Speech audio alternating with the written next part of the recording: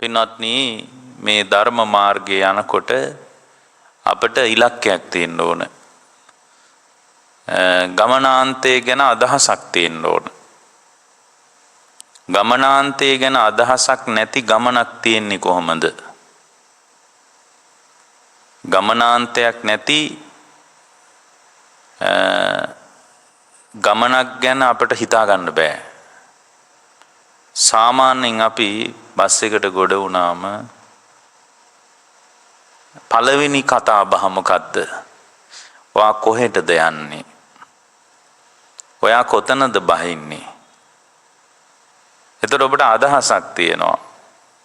වල්මත් වෙච්ච බවක් නැහැ. ලස්සන අදහසක් ඔයාලට තියෙනවා ගමනාන්තය ගැන.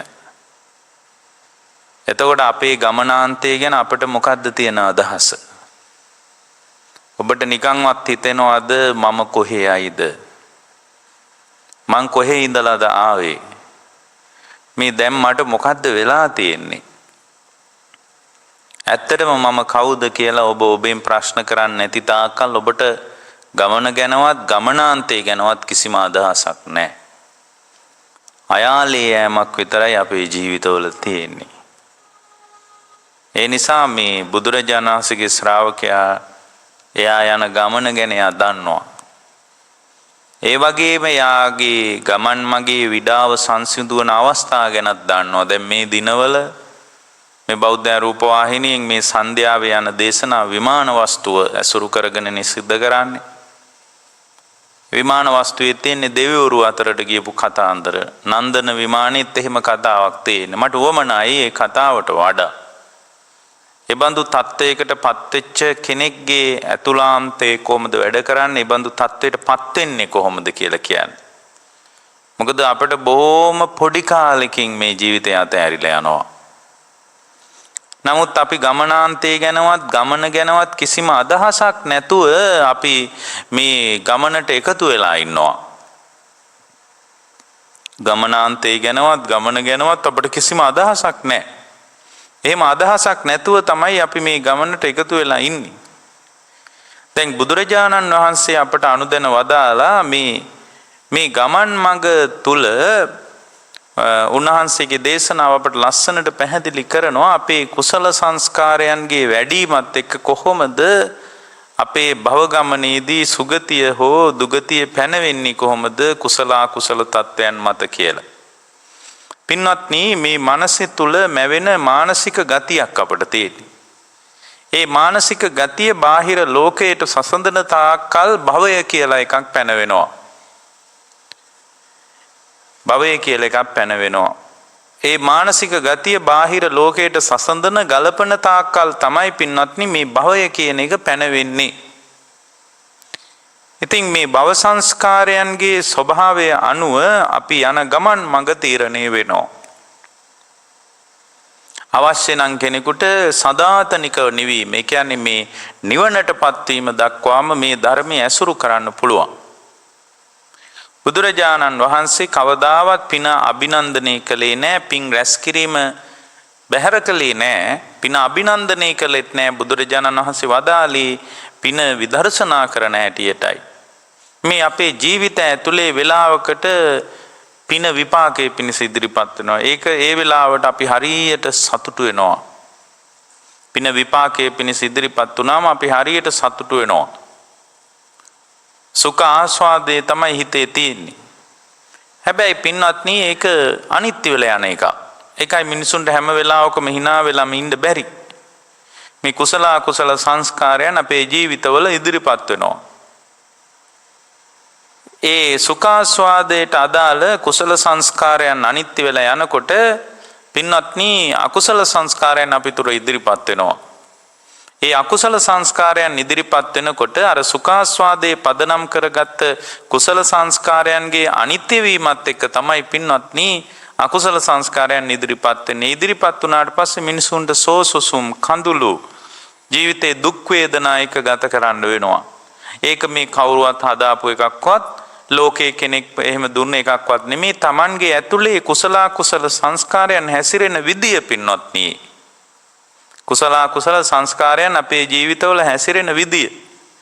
ඒ නිසා මේ පිනද පවද දෙකම අනිත්‍ය වී යන නිසා අපි උත්සාහ කරන්න ඕන සුගතියත් අභිභවා ගිහින් සදාතනිකව නිවීමක් දක්වාම අපේ ජීවිතය ගොඩනගා ගන්න අපි දක්ෂ වෙන්න ඕන. සදාතනිකව දුකේ නිමාවක් පිණිස අපි තුල දක්ෂතාවයක් තියෙන්න ඕන. ලංකාවේ බොහෝ බෞද්ධයන් තුල ඒ දක්ෂතාවය නැහැ. පින්වත්නි මේ මනස තුල ඇති වෙන මනෝමය වශයෙන් මවාගෙන ඒ මානසික ගතිය යථාර්ථයක් කියලා හිතාගෙන දුවන ගමනක් අපට තියෙන. ඒක ඇතුලේ අපට ධර්මයට එකතු වෙන්න බැරි ඒ ධර්ම ස්වභාවය අපේ ජීවිතයේ ඇතුලේ නැති නිසා. දැන් බලන්න කෙලෙස් එක්ක එකතු වෙන එක ලේසි නැද්ද කියලා? අකුසලයන් එක කෙලෙස් එක එකතු වෙලා ඉන්න පුළුවන්. සමහරවිට මේ දේශනාවක් වුණත් අහද්දී ඒක කොච්චර අමාරුද කියලා බලන්න. සමහර අයට ඉන්න බෑ විනාඩි 10ක් 15ක් දේශනාවකට උනත් වාඩි වෙලා ඉන්න බෑ. එහෙට දඟලනවා මෙහෙට දඟලනවා මොනවා හරි ටොපියක් හරි කටේ දා ගන්නවා. නමුත් ඕගොල්ලෝ ගෙදර ඉඳලා රූපවාහිනියේ නිකන් ටීවී බල ඉද්දි ටොපි කකාද ටෙලිනාටි බලන්නේ. ඒ වුණාට අපිට තේරෙනවා මේ දේශනාවට එනකොට එයා ටොපි එකක් අරන් එන්නේ සමහර අය. මීට ඒක කටේ දාගෙන තමයි වාඩි වෙලා ඉන්නේ. ඇයි මේ නිදි කිරා වැටෙනවා විනාඩි 10ක් 15ක් යනකොට. ධර්ම ඡන්දේ නැහැ. කුසලයට ඡන්දයක් නැහැ.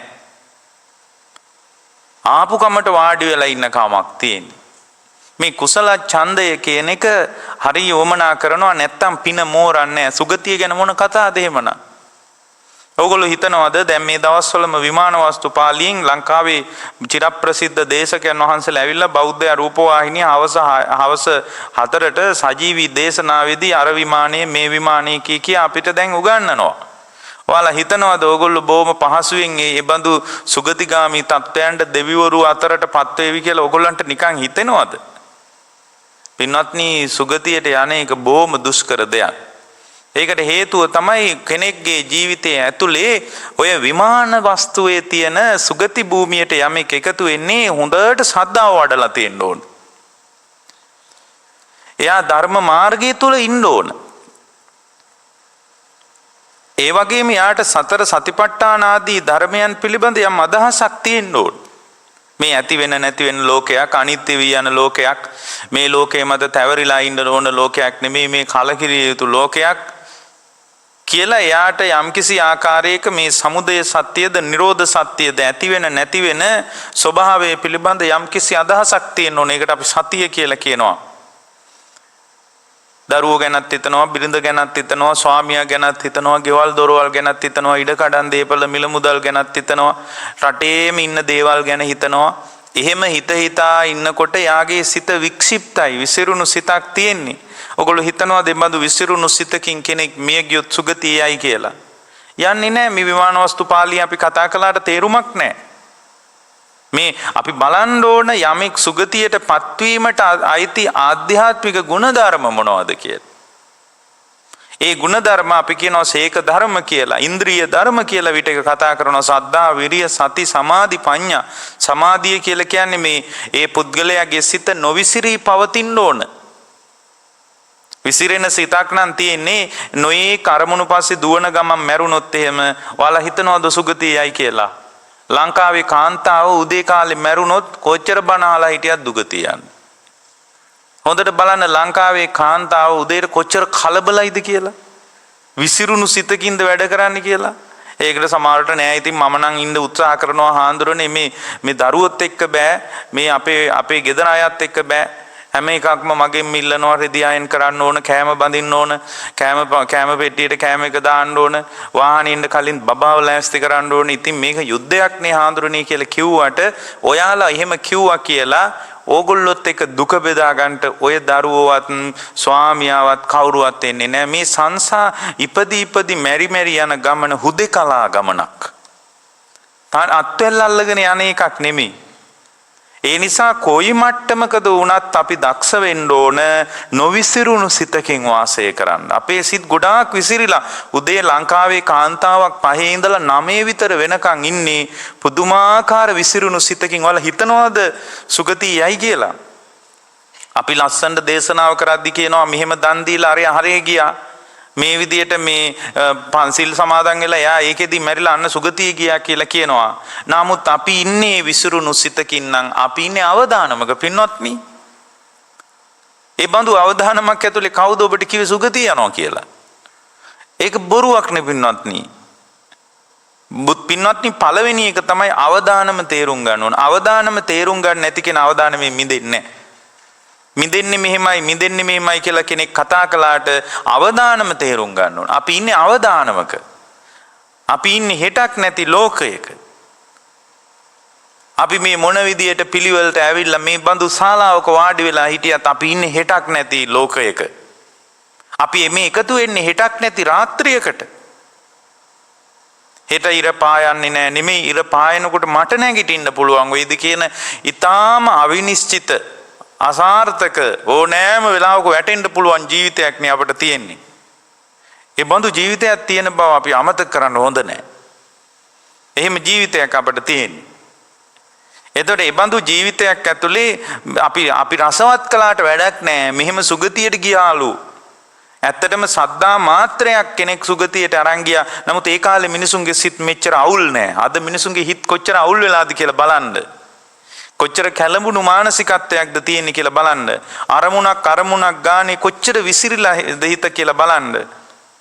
පින්වත්නි, යාට බුදුරජාණන් වහන්සේ ගැන සැකසංකා උපදිනවා නම්, ධර්මයේ ගැන සැකසංකා උපදිනවා නම්, සංඝයා ගැන සැකසංකා උපදිනවා නම්, මාර්ගය ගැන සැකයි නම්, ප්‍රතිපත්තිය ගැන සැකයි නම්, සිල් ගුණ ධර්ම රකින්න එක තේරුමක් තියනවද නැද්ද කියලා යා ඉන්නේ අවිනිශ්චිත තත්වයක නම් මොන සුගතියක්ද පින්වත්නි?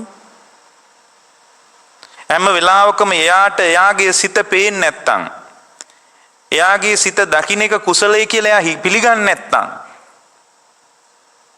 මගේ සිත ඉපදී බිඳී යන කම දකින්න එක නූපන් කුසලයි කියලා පිළිගන්නේ නැත්තම්, කුසල් එයා එළිය හොයාගෙන ආරණ්‍ය ගානේ කුටිසෙනසුන් ගානේ දුවන කමක් නම් එයාට තියෙන්නේ පින්වත්නි පැටලිලානේ අපිට. මගේ හිත දකින්න එක තරම් මට තවත් කොහෙද කුසලයක් තියෙන්නේ? මගේ හිත දකින්නකොට මගේ සිතේ පවතින ආවේනික ස්වභාවයක් පවතිනවා. මොකද්ද?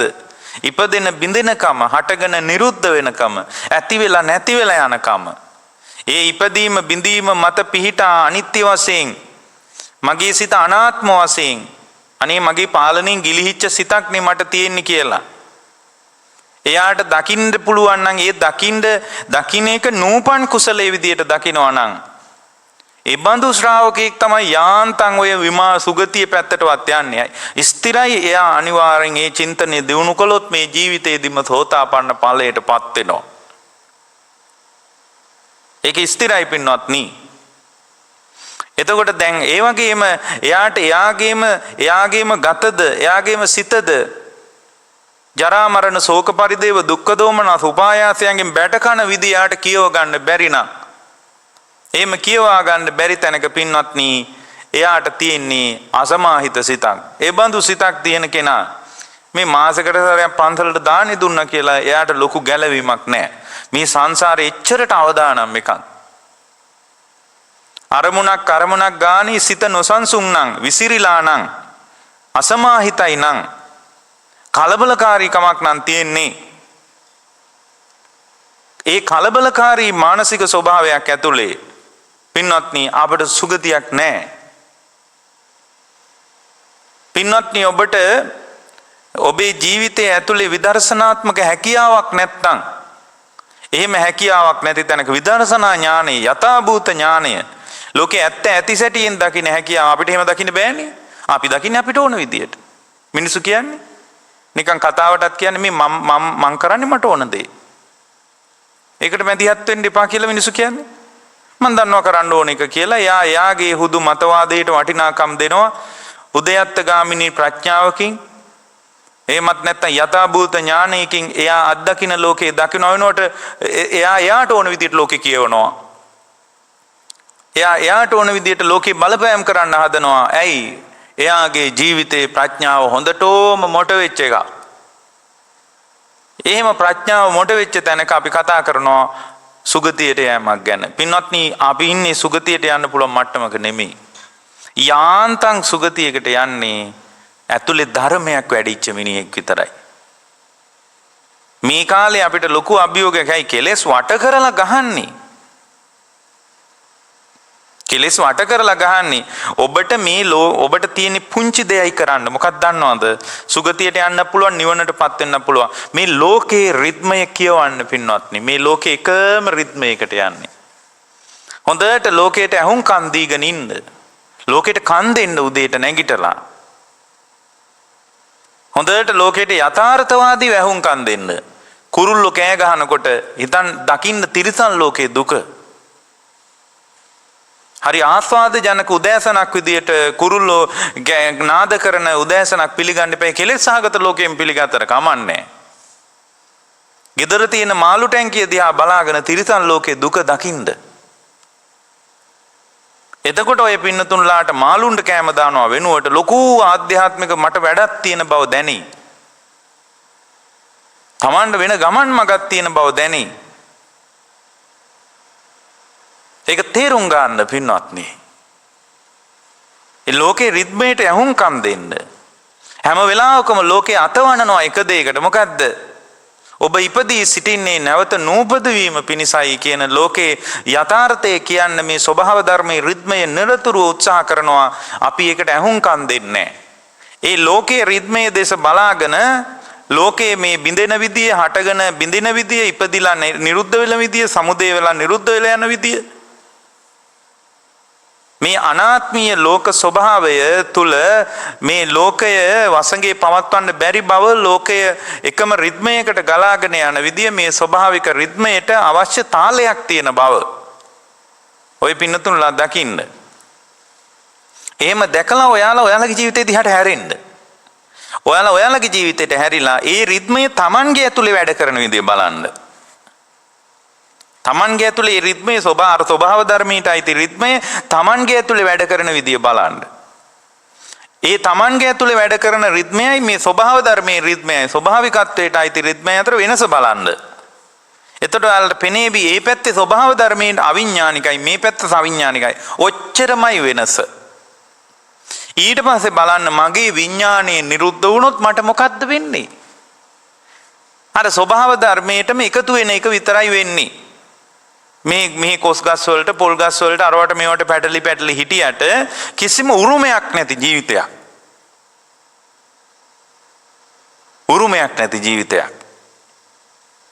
උරුමයක් තියනවා අයයි මනස තුල විතරක් මවාගෙන ඉන්න ජීවිතයක්. මනස උඩ විතරයි ලෝකයේ තියෙන්නේ. එහෙම ලෝකයක් තියෙන බව කවුරුත් දන්නේ නැහැ. ඔයාලගේ උගත්කම්, බුද්ධිමත්කම් කවුද දන්නේ? ඔයාලානේ දන්නේ. දැන් මේ ශාලාවට ආපු මේ බොහොම වැදගත් කණ්ඩායමක් මෙතන බණ ඇහුවට ඔයාලා මොන මට්ටමේද? ඔයාලගේ උගත්කම් කොහොමද? ඔයාලා විශ්වවිද්‍යාල වල ගිහින් තියනවද? PhD එකක්ද තියෙන්නේ? දෙක මම දන්නවද? මට ඒක වැඩක් නෑනේ. ඒක ඔයාලගේ පුද්ගලික ජීවිතයට අදාළ තත්ත්වයක් නේ. ඒක පුද්ගලික ජීවිතයට අදාළ තත්ත්වයක්. එතකොට මේ පුද්ගලික ජීවිතයේ තත්ත්වයේ ලෝකේ ඉස්සරහා තියන්න පුදුම මහන්සියක්, විශාල පීඩාවකට අපිපත් වෙනවා. තමන් ඔසවා තබන්න, තමන් උස්මතු කරන්න. පින්වත්නි, තමන් උස්මතු කරලා හරියන්නේ නැහැ. ධර්ම ස්වභාවය ඉස්මතු කරගන්න ජීවිතය ඇතුලේ. කවදාවත් අපගේ සාරිපුත්තයන් වහන්සේ තමන්ගේ ස්වභාවය ඉස්මතු කළේ නැහැ. උන්වහන්සේ තුල ප්‍රකට වුණේ ධර්ම ස්වභාවය විතරයි. කවදාවත් මම සාරිපුත්ත කියලා නැහැ. හඳුන්වලා දෙද්දිවත් කියලා නැහැ. ඔබ වහන්සේ කවුද කියලා කවුරු හරි කෙනෙක් ඇහුවොත් ඔයා මං ගැන දන්නේ නැද්ද? මම මේ සාරිපුත්ත හාමුදුරුවනේ. මටනේ පළවෙනි ආසනේ හම්බෙන්නේ. මමනේ අග්‍ර ශ්‍රාවකයා. දන්නේ නැද්ද ඒක? කවදාවත් කියලා නැහැ. කොහොමද කිව්වේ? මම මේ ආයුෂ්මතුනි මගේ අම්මගේ නම සාරී බැමිණිය. ඒ සාරී බැමිණියගේ පුත්‍රයා නිසා මට සාරිපුත්ත කියලා තමයි කට්ටිය කියන්නේ නා.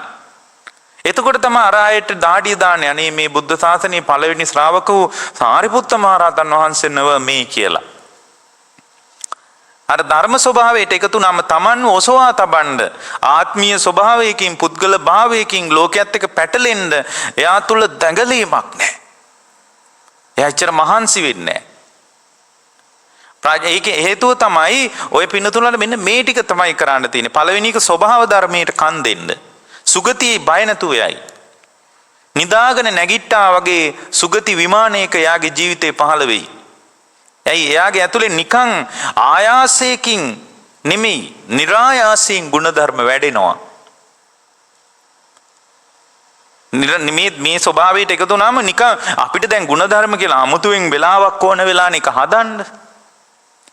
ඒකනේ මිනිස්සු පොයේට පන්සල් ඇවිල්ලා ඒ අනුව ජීවිතේ ගෙවන්න හදන්නේ. හඳ පේනකොට මේ පොයේට පන්සලට ඒම කියන එක ඉතා හොඳ දෙයක්. ගුණධර්ම කියන්නේ ජීවිතේටම අදාළ දෙයක්. ජීවිතය ඇතුලේ ගුණධර්ම නැති මිනිස්සුන්ගේ ජීවිත ඒවට මොනවද වෙන්නේ කියලාත් හිතා ගන්න බෑ. ඒ නිසා පින්වත්නි මෙන්න මේ ස්වභාවය තේරුම් ගන්න. එක ස්වභාව ධර්මයේ රිද්මේ තේරුම් ගන්න. ස්වභාව ධර්මයේ රිද්මයක් තියෙනවා. ඒ රිද්මයට අහුම්කම් දෙන්න උදේට නැගිටලා විනාඩි 5ක් විතර. එකම රිද්මයකට මේ ස්වභාව ධර්මය යන්නේ. මේ ස්වභාව ධර්මයේ රිද්මයේ එකම ස්වභාවයක් තියෙනවා. ඒ ස්වභාව ධර්මයේ රිද්මය Tamanගේ ඇතුලේ කැකෑරෙන විදිය, ඒක ක්‍රියාත්මක වෙන විදිය. ඔය පින්නතුන්ලා හොඳට ජීවිතේ දකින්න. ස්වභාව ධර්මයේ රිද්මය Tamanගේ ඇතුලේ දැන් උදාහරණයක් විදිහට ගහක් ගන්න. ගහකට තියෙනවා ලපටි කාලයක්. ඒ කාලේ ගහට හානියක් වුණොත් ඒ හානියෙන් ගස නැසී යනවා. කොහොම හරි ඔය ගහ පසේද සාරේ අරගෙන වතුරේ උපකාරයත් අරගෙන ඉරේලියනුත් උපකාරය අරගෙන කෙමින් වැඩෙනවා. ටික මේ ගහ වැඩෙනවා. මේ ගහට එනවා පරිණත කාලයක්. මේ ගහේ බොහොම පුෂ්ටිමත් ප්‍රබෝධමත් ගහට කාලයක් තියෙනවා, තරුණ කාලයක්. මේ ගහ තවදුරටත් මෝරලා මේ ගහේ ශක්තිමත් අවකාශයකට මේ ගහ එනවා. එතකොට මේ ශක්තිමත් අවකාශයේ ගහට අදාළ වෙන්නේ පසේ සාරයේද වතුරේ උපකාරයේද ශක්තිමත් බීජයක පවතින ශක්තිමත් බවද පදනම් කරගෙන ඊට පස්සේ මේ ගහේ කොළ විටින් විට කොළ දලු විදියට තියෙන කාලයක්. ඒවා මෝරපු කාලයක්. ඒවා වේලිලා යන කාලයක්. ඒවා ගහින් බිමට වැටෙන කාලයක් තියෙනවා. ඒ ගහින් බිමට වැටෙනකොට ගහ මුලටම වැටෙනවා. මුලට වැටි ටික දිනයකින් ඒ කොළ විසින් පසටම සාරයක් වී නැවත ඔය ගහම පෝෂණය කරනවා. දැන් ඔක හරි ස්වභාවික රිද්මයක්නේ. ඔක කවුරුවත් නිර්මාණය කරපු හදාපු තත්ත්වයක් නෙමෙයිනේ. මේ අපේ ජීවිතේ දිහත් බලන්න ඊට පස්සේ කොහොමද මේ මගේ ජීවිතය හැදිලා තියෙන්නේ? කොහොමද හැදිලා තියෙන්නේ? විඥානයේ කියන බීජය පැලවෙලා හරියට අර පසේ සාරේ උරාගෙන වගේ කර්ම ශක්තියෙන් පරණ කර්මයෙන් උපද්දවලා තියෙන. නේද? කවුරුත් උපද්දවලා නෙමෙයි. පරණ කර්මයෙන් උපද්දවලා හරියට වතුර වැටිලා වගේ වතුර වැටෙන තණ්හාවේ සේවනයේ ලැබිලා මගේ සකස් වීම, මගේ හට ගැනීම, මගේ පහළවීම ඔය විදියටනේ වෙලා තියෙන්නේ. ඊට පස්සේ ඒකට දෙමව්පියන්ගෙන් සම්භවය හම්බෙලා ඒ අය ආහාර විදියට මේ බාහිර ලෝකෙන් ගත් උපකාරය හරියට ඉරේලී රශ්මිය වැටෙනවා වගේ මේ විදියට පින්වත්නි වැඩිලා හැදිලා ගොඩනැගිලා ටික කාලයක් යනකොට මොකද්ද වෙලා තියෙන්නේ?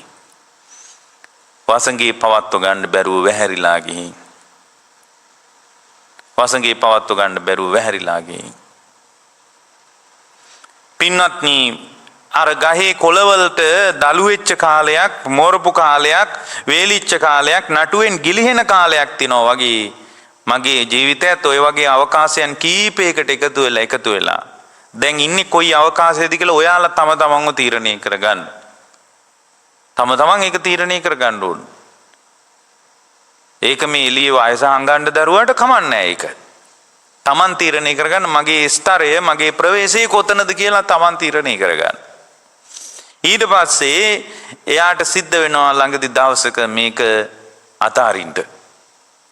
ඒ අතෑරියට පස්සේ හරියට අර ගහේ කොළ නටුවෙන් ගිලිහිලා පොළොව ඒ ගහ මුලටම වැටිලා පොළොවටම සාරයක් වෙනවා වගේ මේ ස්වභාවික රිද්මයට අයිති මාව ස්වභාව ධර්මයට විඥාණය නිරුද්ධ වීමෙන් එකතු වී යන රටාව දකින්ද ලෝකේ මේ විදිහට ස්වභාව ධර්මයේ රිද්මයේ ඇතුලේ තමන්ව කියවා බලන්න.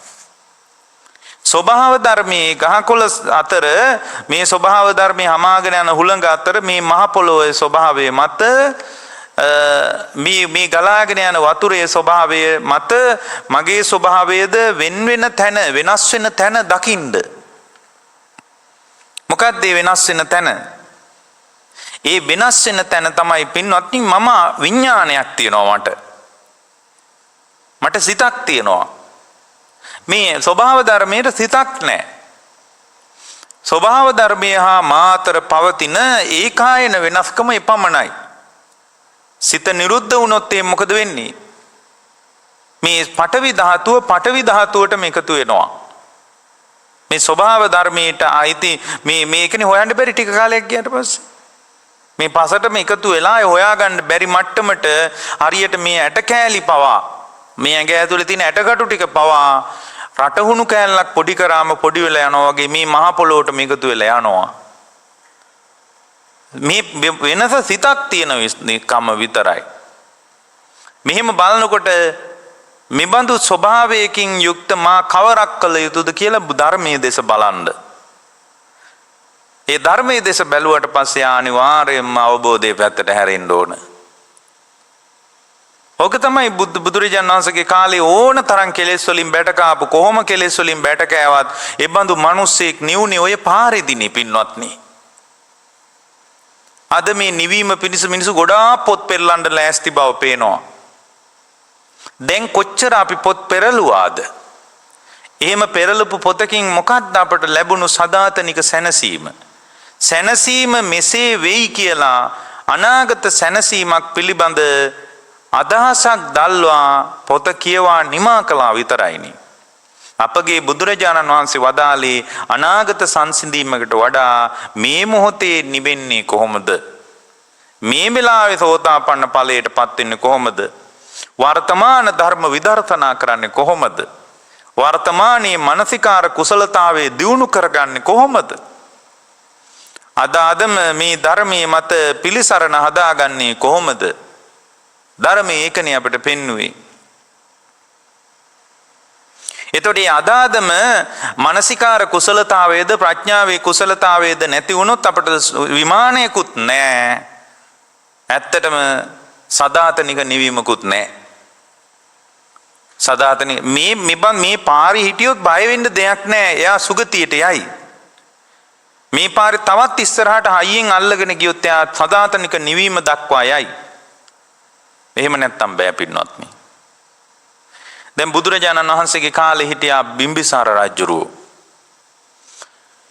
ඉතින් මේ අවබෝධයටපත් වුණු උත්තමයන්ගේ ස්වභාවය දෙස බලන්න.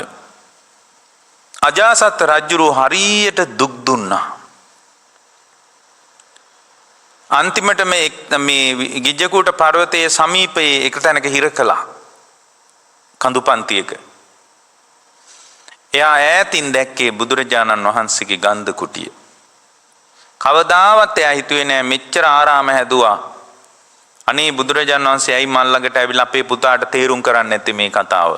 කවදාවත් හිතුවේ නෑ. එයා ඒ පීඩනය ඇතුලේ ඒ කායික දුක් ඇතුලේ එයා දැක්කේ මොකද්ද? අනේ මේ ඉපදෙන එක මොන තරම් දුකක්ද?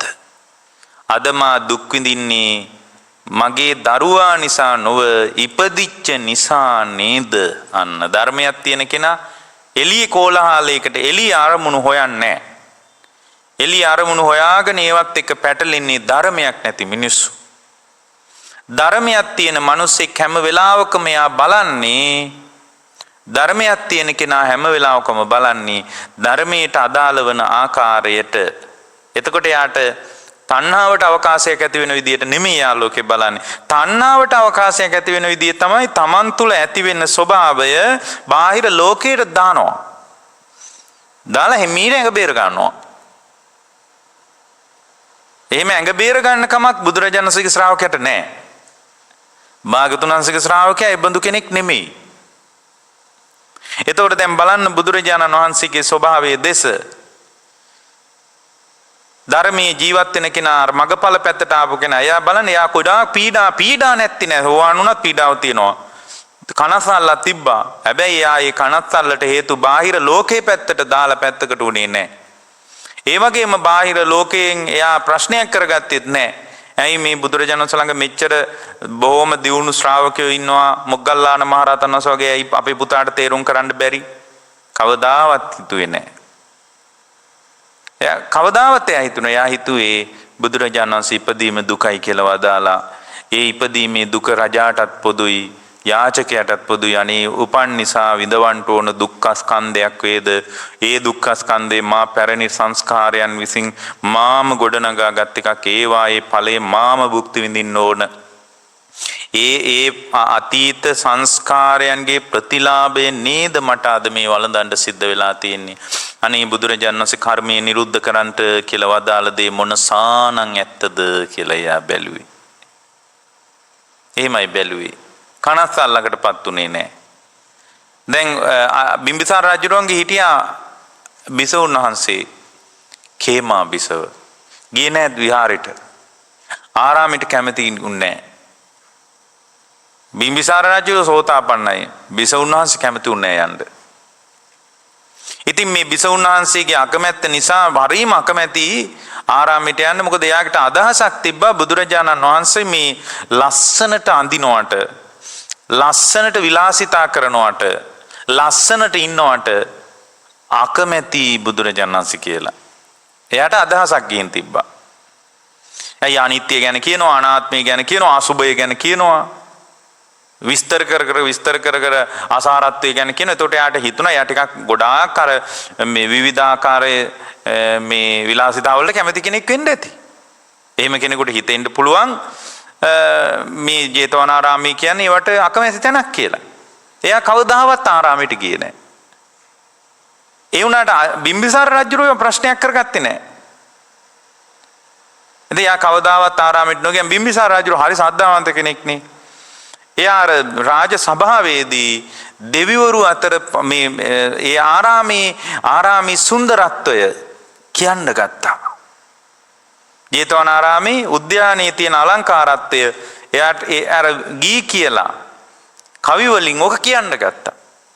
ලියවලා කියන්න ගත්තා.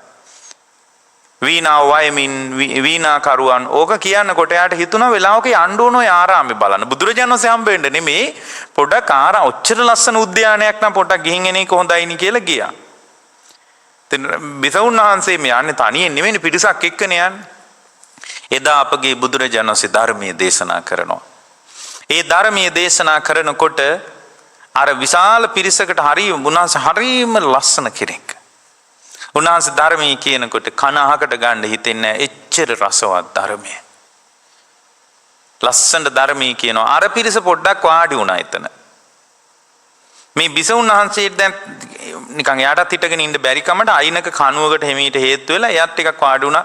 ඔන්න පොඩ්ඩක් ඉඳලාම යනවා දැන් ආවෙකට කියලා. එතකොට බුදුරජාණන් වහන්සේ අභිඥා පාදක සමාපත්තියකින් නැගිට්ටා.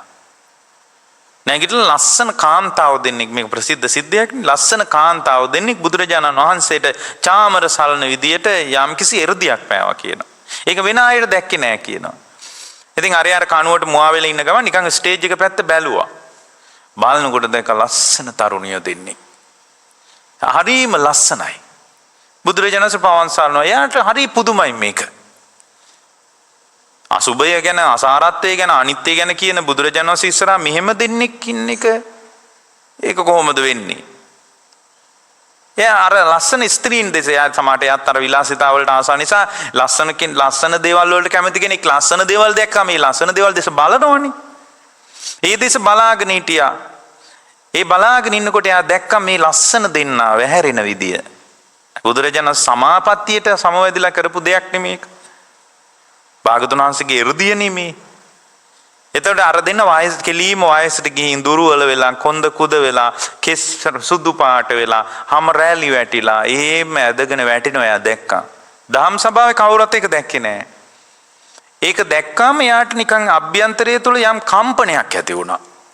දැන් මෙච්චර ලස්සන මේ වගේ දෙන්නෙකුට මේක මෙහෙම වෙනවා නම් නිකන් මං ගැන කවර කතාවද වගේ එකක් එයා දිහා බැලුවා. එයාට තේරුණා එයාවත් එච්චර ලස්සන නැති බව. බලන්නකෝ අන්න ලෝකයේ දෙස බලපු කෙනා අවබෝධයේ පැත්තට යනවා නම් ඒ ලෝකයේ රිද්මයෙන් එයාව කියවන්නේ. මං අර ඉස්සෙල්ලා කිව්වේ. එයා දෙස බලලා එයා බුදුරජාණන් වහන්සේ දෙස බැලුවා අන්න. දැන් තමයි බුදුරජාණන් වහන්සේ දෙස බැලුවේ. බුදුරජාණන් වහන්සේ දෙස බලනකොට එයාට තේරුණා මේ මහ පොළොවේ එකම ආලෝකය බුදුරජාණන් වහන්සේ බව. මේ ලෝකයේ එකම පිළිසරණ බුදුරජාණන් වහන්සේ බව. සදාතනික සැනසීම බුදුරජාණන් වහන්සේ බව. එතකොට මේ බුදුරජාණන් වහන්සේ දෙස බලනකොට උන්වහන්සේගේ සිත දැක්කා. ඇතිවෙමින් නැතිවෙමින් යන මේ රූප කය පිළිබඳ සතර මහා ධාතුන්ගෙන් හටගත්ත රූපේ සතර මහා ධාතුවට එකතු වී යන බව. කෙස්ලොම් නියදත් සමමස්නහර ඇට මිදුළු වශයෙන් වෙන්කර කරලා බලනකොට අර සුභාරම්මණයෙන් නැති බව.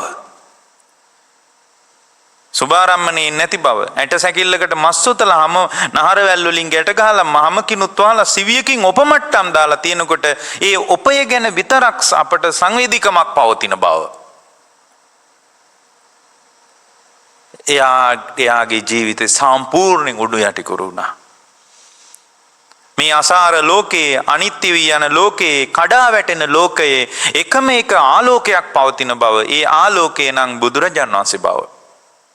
ඒ ධර්මයේ තුලින් සදාතනික සැනසිය යුතු බව එයා දැක්කා.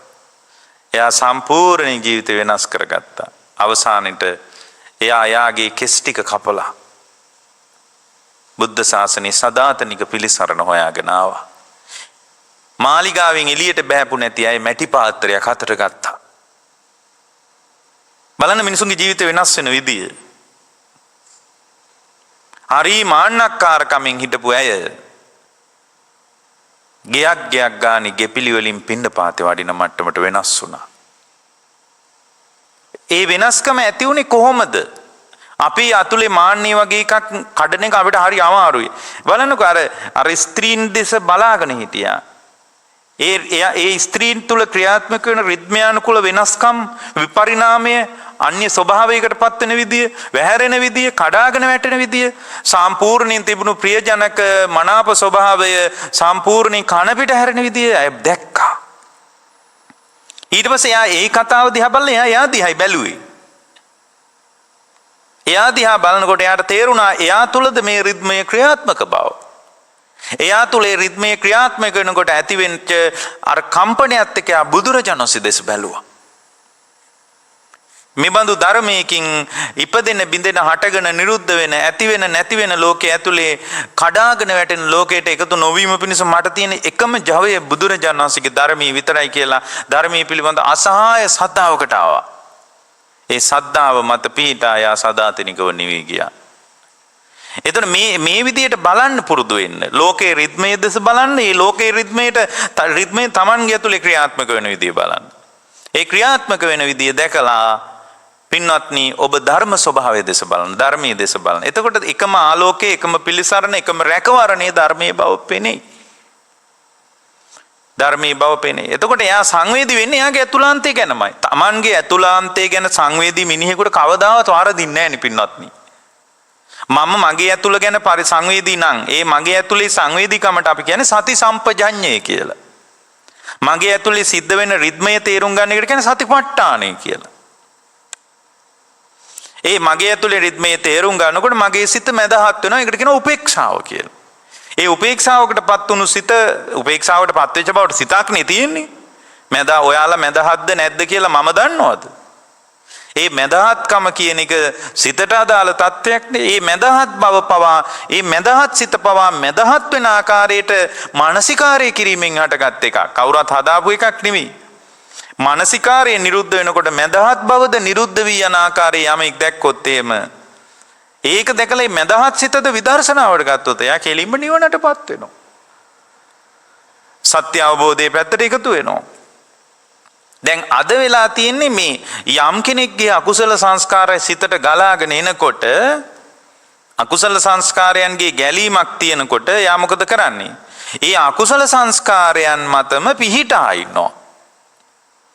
රාග දේශ මෝහ ආදී අකුසලයන් ඇති වෙනකොට දැන් තණ්හාව හිතට එනකොට එයා ඒ තණ්හාවට හරියන විදිහටම දිගට දිගට කල්පනා කර කර ඉන්නවා. නමුත් ධර්මයක් කිව්වොත් ඒක කල්පනා කර කර ඉන්න බෑ. කුසලයක් ගැන කිව්වොත් ඒක ඉක්මනට බිම තියෙනවා.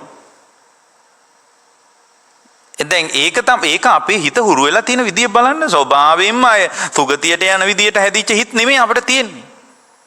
ඒකයි බුදුරජාණන් වහන්සේ වදාළේ පින්වත් මහණෙනි මේ නිරය මහගෙදර කරගෙන දුවන සත්වයානේ ඉන්නේ ලෝකේ කියලා. ආය වැටෙන්නේ දුගතිය පැත්තට. ඇයි ඒ දුගතියට වැටෙන මට්ටමට තමයි ඇතුළ හැදිලා තියෙන්නේ. පින්වත්නි දැන් අපිට වෙලා තියෙන්නේ මොනවා හරි අකුසලයක් ආවොත් ඒ අකුසල සහගත తত্ত্বය තුළ විතර්ක කරනවා අපි. ඒක ਵਿਚාරනවා. ඒ අකුසල සහගත తত্ত্বය මත චිත්ත ඒකාග්‍රතාවයක් පවතිනවා. භාවනා කරන්න ගියාම විතරයි විසිරෙන්නේ. දැන් සමහර අකුසල తত্ত্বයන් සම්බන්ධ චිත්ත ඒකාග්‍රතාවයක් පවතින ඉන්න තැනවත් මතක නැහැ. දැන් සමහර ඒවා කල්පනා කර කර මේ බස් එකේ සද්දය ඇහෙනවා, බස් එකේ සින්දු දාලා තියෙනවා, තව ආයේ අපේ ඇඟේ හැප්පෙනවා. මේ මොකක්වත් නැහැ. ඒක අර අකුසලයත් එක්ක කල්පනා කර කර යන්න පුළුවන්. බස් බහින හෝල්ඩ් එකවත් මතක නැහැ. සමහර වෙලාවට බලන්නකෝ.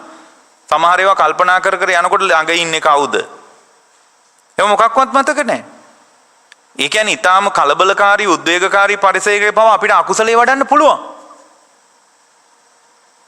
නමුත් හුදේකලාවේවත් ධර්මයේ වඩා ගන්න බෑ. වාඩි වෙච්ච ගමන් ගෙවල් දොරවල් මතක් වෙනවා, දරුවෝ මතක් වෙනවා, බිරිඳ මතක් වෙනවා, ස්වාමියා මතක් වෙනවා, පරණ කොහේ හරි කුණු ගොඩක් ඇදලා ගන්නවා හිතින්. එක්ක රැට දැන් දාවල් භාවනාවට රැට උයන එක හරි මතක් වෙනවා. සුපර් මාකට් එකට යන්න ඕන කියලා හරි මතක් වෙනවා. ආය ධර්මයක් දියුණු කරන එක පුදුම අභියෝගයක් පින්වත්නි. එතකොට අපිට යම් අකුසල විතර්කයක් ආවම ඒ අකුසල විතර්කේ ਵਿਚාරනවා අපි. විචාරලේ අකුසලයේ මත චිත්ත ඒකාග්‍රතාවයක් හදා ගන්නවා. සිත එකඟ වෙනවා. ඊට පස්සේ මේ ලෝකේ දෙයක් ආයි මතක නැහැ. අකුසල් විතර්කයේ මත පදිංචි වෙනවා. මේක ඒකාග්‍රතාවය කියලා මෙතන අදහස් කරන්නේ සිත සමගම මේ අකුසලයට එකතු වෙනවා. සිත බිඳෙනකොට ඉපදීම බිඳීම පේන්නේ අකුසලයේ මත යන පදිංචි වෙලා ඉන්න පුළුවන්. මෙන්න මේ ස්වභාවයෙන් සිත මුදවා ගන්න එකයි වල පළවෙනියෙන් කරන්න ඕන. අකුසල සංස්කාරයන් මත සිත පදිංචි වෙනකොට වහාම ඒකෙන් සිත වෙනත් විතර්කයක් පැත්තට ගන්නයි ඔයාලට සිහිනුවන ඕන. ඕන්න පළවෙනියෙන් ඕක කරන්න. දෙවෙනි එක මොකද්ද? ඒ අකුසලයන් මත අපේ සිත නිරතුරුව පතිත වෙන එක ස්වභාවයක්නේ. එතකොට ඔය පින්නතුන්ලා හිතන්න ඒ අකුසල විතර්කයන් ආදීනව සහිත බව. මේ බඳු අකුසල විතර්කයන් මාව පෙළන බව. අවසානිකව මගේ සුගතිය පවා වහලා දාන බව. මිහිදි පවා මාව වට්ටන බව. ආදීනවම දකින්න තමන්ගේ සිත තුළ ඇති වෙන ක්ලේශ විතර්කයන්ගේ ආදීනවම දකින්න. ඒකේ අවදානමක් ඇති බව දකින්න. ඒ අවදානම බව පොඩ්ඩක් හිතන්න. ඒක දෙවනියට කරන්න. ওই කාරණා දෙක ඊටාම වැදගත් දෙයක්. ওই කාරණා දෙක හරීම වැදගත්. ඔය කාරණා දෙකම කරද්දී තවදුරටත් අර අකුසල් පැත්තටම හිත බැස ගන්නවා නම් කරුණා කරලා ඒ තැන් මඟ හරින්න. ඒ මානසිකාරය එතනම නවත්තලා දාන්න. මානසිකාරය එතනම නවත්තලා දාන්න. ඒක දිගට කර ඉන්න ඕන කල්පනාව. අය අර ඒක මත පදිංචි වෙලා ඉන්නෝනේ. සිහිය උපදවගෙන වෙන දෙයක් මානසිකාරය කරන්න. ඒ මානසිකාරය කරනකොට මේ මානසිකාරයට අනුව ධර්ම හිතේ හට ගන්නවා. එතකොට අර ඔක්කොම විතර්කේ නිරුද්ධ වෙලා යනවා. හරි ලේසි සිහි කල්පනාව තියෙන මිනිහෙකුට Tamanගේ හිත හසුරුවා ගන්න. ඒක තමයි ඔයාලා කරන්න ඕන තුන්වෙනි එක. අර ඊට හතරවෙනි එක තමයි ගොඩාක් කෙලෙස් සහගත අකුසල විතර්කයන් Tamanගේ හිතේ පැන නගිනකොට රාග, ද්වේෂ, මෝහ, තණ්හා ආදී ඒවා මත හිත පදිංචි වෙලා ඉන්න යෙදෙනකොට ඔය පින්නතුන්ලා හැම වෙලාවකම හිතන්නේ මේ தත්ත්වය කොහොමද මගේ හිතේ ඇති වුනේ කියලා බලන්න. මේ මට්ටමක් මගේ හිතේ කලින් තිබ්බේ නෑනේ. දැන් කොහොමද ඇති වුනේ? ඒ අනුව මානසිකාරය කිරීමෙන් ඇති වුනේ. මානසිකාරය කලේ මොකක් නිසාද? මානසිකාරිත කරේ මනසක් තියෙන නිසා. මේ මනස හැදිලා තියෙන්නේ කොහොමද? නාම රූප නිසා. මේ නාම රූප ක්‍රියාත්මක වෙන්නේ කොහොමද? මාට විඥානයක් තියෙන නිසා. මේ විඥානය හටගෙන තින්නේ කොහොමද? සංස්කාර ශක්තියක් එකට තියෙන්නේ. සංස්කාර හැදිලා රැස් වෙලා තියෙන කොහමද? අවිජ්ජා පත්‍ය සංඛාර, අවිද්‍යාව නිසා. ඔන්න ඔහොම පිටිපස්සට ටිකක් විතර්කයන්ගේ මූල ලක්ෂණ හොයාගෙන යන්න. එතකොටත් කෙලෙස් ඔක්කොම කඩාගෙන වැටෙනවා. ඒක පින්වත්නි ජීවිතේ 4 වෙනියට කරන්න. එහෙම කර කර ඉද්දී පොඩාක් හිත හැදෙනවා. දැන් ඍජු ක්‍රියාමාර්ග වලට එකතු වෙන්න. මොකද්ද? ඔයාලගේ වැඩියෙන් මේ දවස්වල මොනවද තියෙන කෙලෙස් කියලා ඔයාලා තේරුම් ගන්න. ඒවා අපිට කියන්න බෑනේ. රාගය වගේ එකක් නම් සිතේ වැඩියෙන් තියෙන්නේ. අසුභය වගේ එකක් විනාඩි 5ක් දිනු කරන්න. ද්වේෂය වගේ එකක් නම් හිතේ තියෙන්නේ. මෛත්‍රී සමාධිය විනාඩි 5ක් උදේට දිනු කරන්න. වැඩියෙන් හිතේ තියෙන தත්ත්වය ඔයාලා තේරුම් ගන්න. මෝහය වගේ එකක් නම් හිතේ තියෙන්නේ. පංචස්කන්ධය විදර්ශනා කරන්න. පංචස්කන්ධය හේතු ප්‍රත්‍ය වශයෙන් බලන්න. රූපේ හටගත්තේ කොහොමද? වේදනාව හටගත්තේ ස්පර්ශයෙන්. සංඥාව හටගන්නේ කොහොමද? ස්පර්ශයෙන්. ඒ ස්පර්ශයෙන් හටගත්ත සංඥාවට නේද මගේ මුලාවක් තියෙන්නේ කියලා අර ස්කන්ධ පහ වෙන වෙනම අරගෙන බලන්න ඕනේ. එක්කෝ ඒ පින්නතුන්ලාට තියෙන්නේ පින්වත්නි මාන්නේ නම් අනාත්මය බලන්න. විචිකිච්ඡාව නම් තියෙන්නේ පාටිච්ච සමුප්පාදය අනුලෝම වශයෙන් බලන්න. භව රාගයක් නම් තියෙන්නේ මේ මොහොත ඉතිරි නැතුව නිරුද්ධ වී යන ආකාරය විනාඩි 5ක් බලන්න. අවිද්‍යාව නම් තියෙන්නේ පින්වත්නි සම්පූර්ණයෙන් මේ චතුරාර්ය සත්‍ය ඔස්සේ ධම්මානුපස්සනා ජීවිතය බලන. ඔය වගේ ඒ කෙලෙස් වලට හරියන විදිහට ඒ පාඩම් තියෙනවා ධර්මයේ. විනාඩි 5ක් පාවිච්චි කරන්න. හැබැයි මේ ඔක්කොම කෙලෙස් අපේ හිතවල තියෙනවා. ඔයාලා තේරුම් ගන්නද වැඩියෙන් මොනවද මගේ හිතේ මේ කාලේ තියෙන්නේ කියලා. විනාඩි 5ක් පාවිච්චි කරන්න. ගොඩාක් සංසිඳේ දවස. සෞභාග්‍ය සම්පන්න දිනයක් උදා වෙයි. ඈලි මේලිකම් නැති කම්මැලිකම් නැති ප්‍රබෝධමත් දවසක් උදා වෙයි. ප්‍රබෝධමත් දවසක් උදා වෙන්නේ ওই විදිහටයි.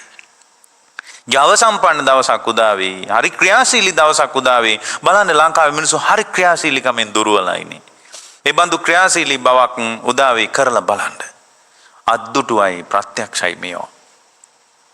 කරලා බලන්න විනාඩි 5ක් පාවිච්චි කරන්න. ගොඩාක් වෙනස් වෙලා ඉඳීවි. ඔයාලගේ මනස තුල නිකන් මනෝමය වශයෙන් මේ මනෝප්‍රාන්තියක් නෙමෙයි ඇත්තටම වෙනස් වෙලා ඉඳී. එළින් අය කියයි ඔයා වෙනස් කියලා. ඔෆිස් එකට ගියාම කියයි ඔයා හරි වෙනස් නේ. කොහොමද අනේ ඔම ඉන්නේ කියලා. හයි. ගෙදර මහත්තයා කියයි ඔයාට දැන් වෙනද වගේ කලබලයක් නැහැ. ඔයාට කේන්තියක් නැහැ. කොහොමද ඔම වෙනස් වුනේ කියලා. ඔයාගේ මහත්තයා මහයි. නෝනා මහයි. කොහොමද ඔම ඉන්නේ ඔයා විදියට කලබලයි නේ. ඒ කියන්නේ ඇත්තටමත් වෙනස් වෙලා. ඇත්තටම වෙනස් වෙන්න. වෙනස් වීම කියන්නේ මේ විදියට ලබන්න ඕන එක. ඒ බඳු ශ්‍රාවකෙක් සුගතියේ විමානයක ඉපදීම පිළිබඳ අපේක්ෂා දල්වන්න ඕනේ. එයා කොහොමද සුගතිය තමයි යන්නේ. එයා සෝතාපන්න වීම පිණිස මේ ඊළඟ ජීවිතේ බලන්න ඕනේ. මොකද එයාට මේ ජීවිතේ සෝතාපන්නකම පැන වෙන්නේ. ඒ බඳු දක්ෂ ශ්‍රාවකත්වයක් පිණිස මේ දේශනාව උපකාර වේවා.